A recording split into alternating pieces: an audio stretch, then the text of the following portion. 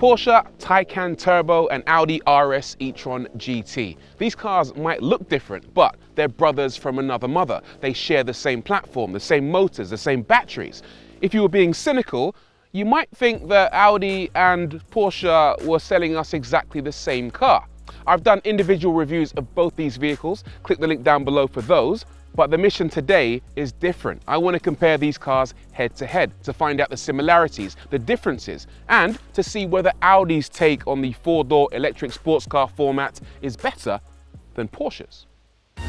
This is Auto Trader UK, where we drive the latest, the greatest, giving you the good, the bad, and the ugly. So strap in, subscribe, and if you have been watching, don't stop. Don't ever stop.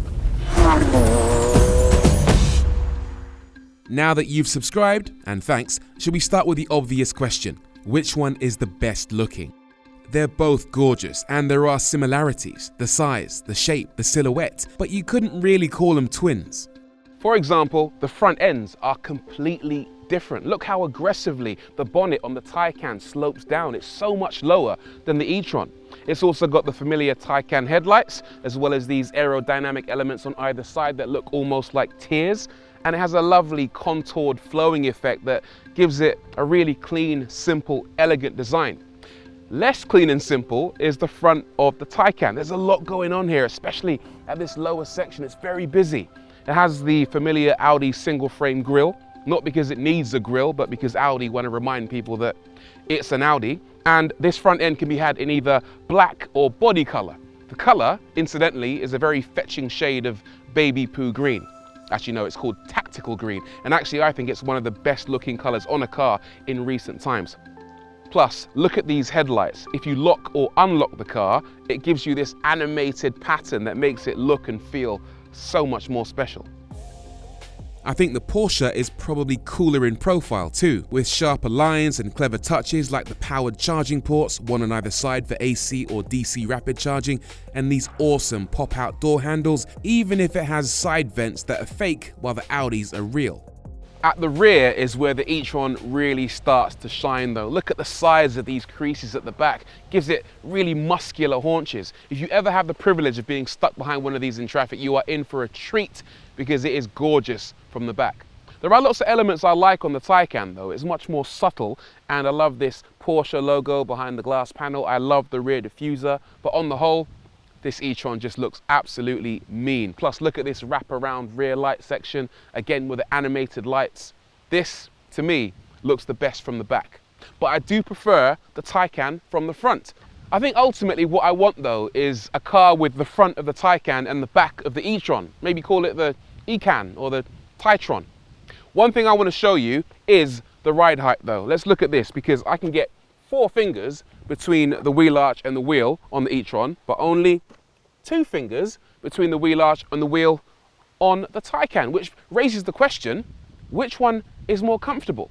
I'm going to answer that in a minute, but first I'm going to answer something far more important. Which one is the fastest? Let's start with the Porsche Taycan. Now this is the faster, more powerful car on paper. At peak, it makes 680 horsepower, which you get during launch control for 2.5 seconds. After that, it dials itself back to 625 horsepower. How does that compare with the Audi? Well, pretty well actually, because the Audi makes 645 horsepower at peak for 2.5 seconds during launch control before dialing back to 598. As you'd expect from a car that makes nearly 700 horsepower, acceleration is pretty brisk. When you mash the throttle, the entire world seems to accelerate in reverse past you. It's absolutely nuts, believe me. There are 3 things you need to make sure of before you accelerate in a Taycan. Number 1, you need loads of space in front of you. About 3 or 4 miles is acceptable. Secondly, you need to have fast reflexes because the world comes at you quick. Thirdly, you need to make sure that there's nothing in your mouth. No chewing gum, no water, no crisps. Because when you accelerate, all of that will go down the wrong hole. Don't ask me how I know. It's just devastatingly fast, honestly. Why is it this quick? Now, Porsche say the official 0 to 62 time in this car is 3.2 seconds. But I feel like we need to test whether that's actually the case. So, Sport Plus mode engaged. That drops the ride height to a more aerodynamic level. Mash the brake, mash the throttle, put your head back against the headrest, pro tip, then release. Oh, ah. That is just mind-bogglingly savage, honestly. And the interesting thing is that the Taycan has a 2-speed transmission, so somewhere around the 50-mile-an-hour mark, you feel it actually change gear. That's very interesting. It's not something you'd expect in an electric car. And if you keep your foot pinned, it'll keep going until you hit 161 miles an hour. Wow. The quickest I've ever managed to record is a 0 to 62 in 3.2 seconds, so it does exactly what Porsche say it'll do. So how about the Audi? Oh, yep. The Audi is no slouch either. Wow. Forget launch control. I need launch control. That is ridiculous. Now, Audi reckon it will do 0 to 62 in 3.3 seconds, but I've just tested it using the onboard acceleration measurement, and the car thinks I've done 0 to 62 in 2.9. I've also measured it using the race box, which I used on the Taycan, and it says 3.2. Both cars do 0 to 62 in 3.2 seconds. That's not bad for the cheaper GT Focus car, which begs the question, which one of these two is the best value for money? Before we get to value for money, sorry, I'm always getting ahead of myself, let's talk interiors, starting with the Taycan. It is absolutely wonderful inside this cabin. Everything looks sensational and it's so solidly put together. It's unbelievable. The whole thing is dominated by screens. You have a screen down here for your climate control, a screen for your infotainment system, an optional passenger screen, and a 16.8-inch curved display for all of your driver information. It looks great, but the problem arises when you try to use any of it. Even doing something as simple as adjusting the temperature in this car is unnecessarily tricky because it's not a physical button. Also, changing the direction of the vents is unnecessarily difficult. In most cars, you just use your finger, but in this car, you have to press the button on this screen for the menu and then go up to this screen to move a circle in order to choose what direction the fans blow in. It's just an unnecessary faff. Also, look at this up here, choosing between reverse gear and drive is done via this weird little gear selector thing. That should be on the center console where it is in most other cars. Porsche, this doesn't work for me.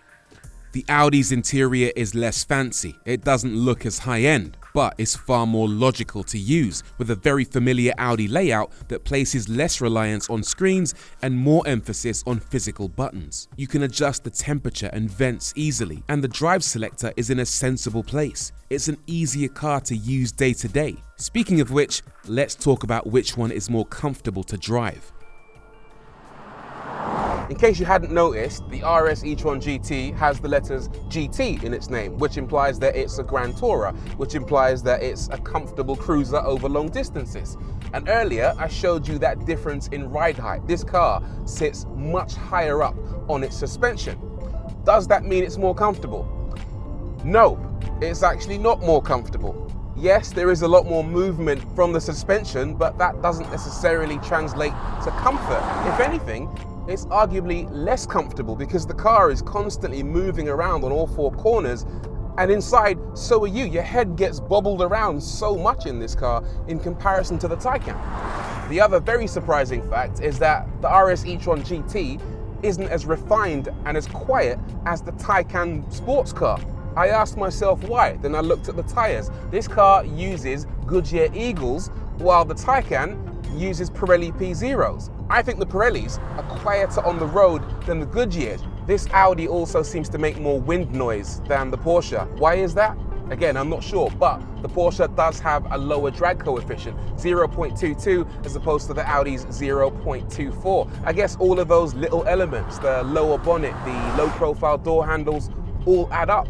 Whisper it, but the Taycan is a better GT than the GT. Okay, now we can talk about value for money. These two cars are very similarly priced. The Taycan starts at $116,000, while the e-tron starts at $113,000. But there might be more flexibility with the Taycan. For example, it's available in 13 different standard colors. The only free color on the Audi is white. If you want this tactical green, that'll cost you nearly $1,000. If you want one of Audi's special colors, that's an extra $4,200. As for wheels, there are only 2 options on the Audi, while the Porsche has 5, for a price of course. The Taycan gives you more flexibility inside too. The Audi's only available in black leather unless you spend £1,600 to get a choice of colors, while in the Taycan there's a wider variety for less money. So they're both expensive, but the Porsche might just surprise you with its options. Now, which one earns its money by being the most practical?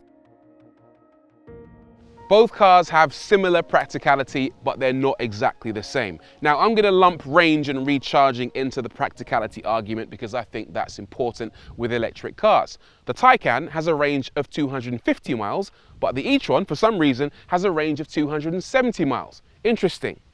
In terms of recharging, these cars are exactly the same. So they can go from 10% to 80% in 20 minutes, which is quite impressive. In terms of boot space, the Taycan has a 366-litre boot and the e-tron has a 350-litre boot. So even though that's the GT and it's meant to be more practical, it's the sports car that has more space. And the reason for that is that it has a much deeper boot floor. Continuing on the subject of practicality, have a look at the keys for both these cars. The Porsche's key has a button for the trunk and the front trunk, while the equivalent Audi key does not, which means I can easily access the front trunk in the Taycan. It's 81 litres, a nice usable space. And I can't open the front trunk in the e-tron. I've looked inside for a switch for days and I can't find one for the life of me. So I'm going to give this round to the Taycan. Now, which one is the most fun to drive? Let's kick things off with the e-tron. The first thing you'll notice about this car is the noise. It makes a constant low frequency hum that sounds a bit like a spaceship. If you're a bit of a sci-fi nerd, then you might like it, but after a while, it gets massively annoying. And the annoying thing is, you can't turn it off completely. I'll come to a complete standstill so you can hear it. If you've got decent speakers, you might be able to make it out, but listen.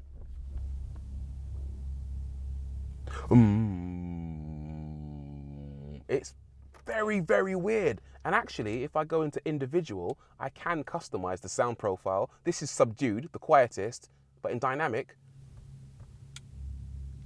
it's at its loudest. And you can't turn it off completely. It does get on your nerves after a while. As for the driving experience, well, it's very good. Actually, one advantage it has over the Taycan is the fact that because it rides higher, you have much more confidence to drive off the beaten track. For example, if you live somewhere with a really steep driveway, or you go into a grass verge or into a lay-by, for example, where the Taycan likes to scuff itself along the ground occasionally, this thing has no such issues. As for how it acquits itself through the corners, well, it's mightily impressive, especially for a car this heavy. It really is capable through the bends. Yes, there is a bit of body roll and some understeer, and I do think those Goodyear Eagles aren't quite as grippy as the Pirelli P0s, but on the whole, yeah, it's a decent car to hustle.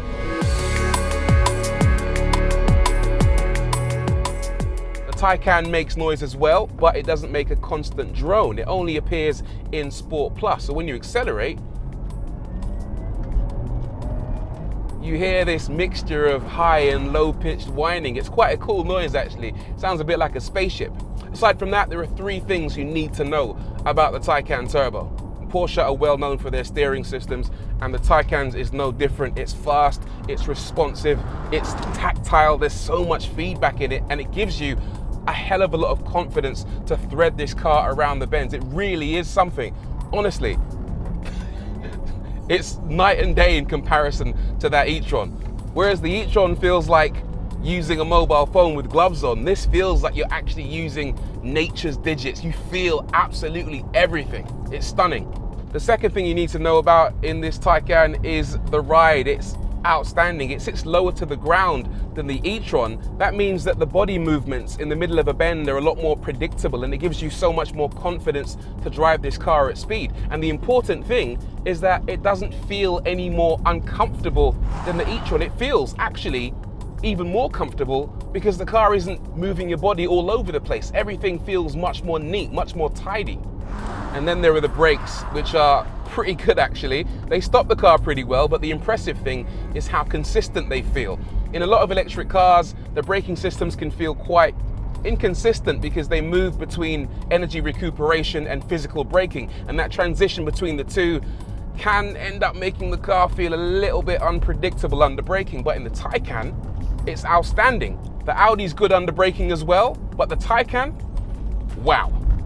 What about the weight? How does that affect things? Well, both the e-tron and the Taycan weigh around 2.5 tons. The Porsche is slightly lighter, but you really do feel that weight as you approach a braking zone and when you're in the middle of a corner. You have to get your braking point just right, otherwise you might sail by and miss it. These cars accelerate far better than they stop.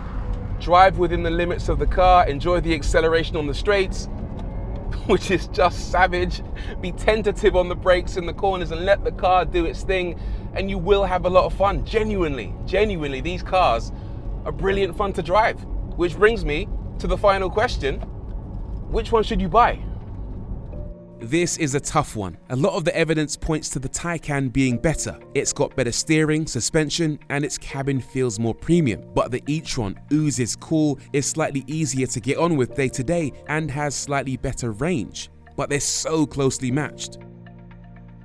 Ultimately, I think it's all going to come down to personal preference. Whenever I test two cars side by side and live with them for a while, normally I default to one car, that set of keys that I grab whenever I want to go out for a quick blast. But in this case, I can honestly say the love has been 50-50. I'm just as happy driving the Porsche as I am the Audi. Yes, this thing is better in a lot of ways, but you can't deny how cool the RS E-Tron GT is. Ultimately, if you're in a position where you're having to pick between these two cars, you're winning.